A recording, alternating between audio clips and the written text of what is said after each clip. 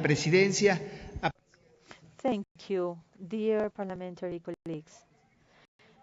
Regarding this issue of alternative policies and new approaches to combat organized crime, we have considered convenient to take into account all the provisions of Palermo and its protocols regarding illicit traffic of migrants, especially of women and children, and also illegal traffic of fire weapons.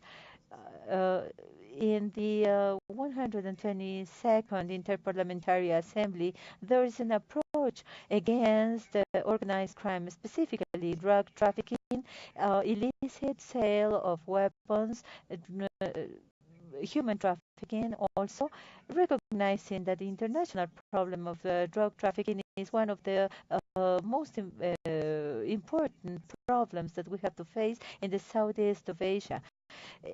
All of that because of all the costs that affect the security of citizenship of the citizens. And the Drug Act approved in the Asian 15 Summit in 2014 will be in charge of the enforcement of the laws on the matter. Regarding human trafficking, we have to consider that these people are subject to exploitation sexually and other types of exploitation. Also, we've seen children's trafficking, and this work that the International Migrant Organization for the region has been performing gives protection to the victims in order to strengthen the exercise of the law and the application of the law to process cases of this nature. We have to underline the work of the World Labour Organization to combat this problem in the Asian region through technical cooperation, other projects, and joint programs. We are happy to see some special treaties that establish some safeguards for the children's trafficking that consider elimination of these type of problems in order to contribute to the international and local peace. We also have to mention the APPF resolution approved last year regarding drugs and human trafficking, and especially organized traffic that exhorts all the states to work on the prevention and the fight against terrorism. It is also important to remind you the declaration of the Economic Declaration of the Asia Pacific and promotion of growth, through which its members committed to increase security facing possible terrorist events through a more efficient commercial flow, financial markets, and information systems. For this reason, this delegation have to inform the following. First, we exhort all the member states of this forum that are fighting transnational organized crime. Second, to recommend the members of this forum to establish public policies to tackle the problem of drugs based on an integral approach that considers public health and human rights.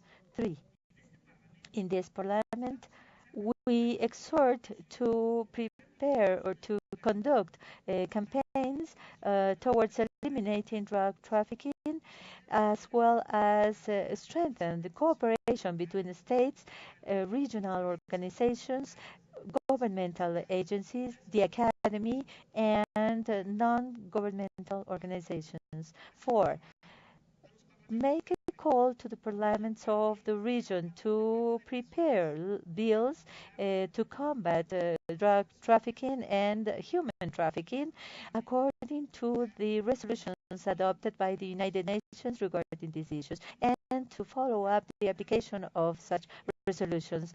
5. Recommend the Asia Pacific states the application or to form special committees in order to prepare a better legislation to combat weapon trafficking and terrorism. 6. To recommend the member countries herein to combat human trafficking, especially women and children, through investigation, education, and exchange of information between police departments to try to file legal procedures against these people. Exhort the Asia Pacific Forum to, based on the human rights beliefs, prepare resolutions to enforce and to strengthen the assistance and protection to the victims. 8. Invite the members to affirm and ratify the contents of weapon trade. 9. To exhort the parliaments of the region to follow up to the measures of their respective governments regarding traffic of weapon trafficking. And finally, to strengthen all the legal processes against that have to be applied against those who commit terrorist events. That is the vision of the Mexican delegation, and we hope to have your affirmative support and your collaboration to this type of issues. Thank you, Madam Chairman, and you, my dear colleagues. Thank you for your attention. Good afternoon.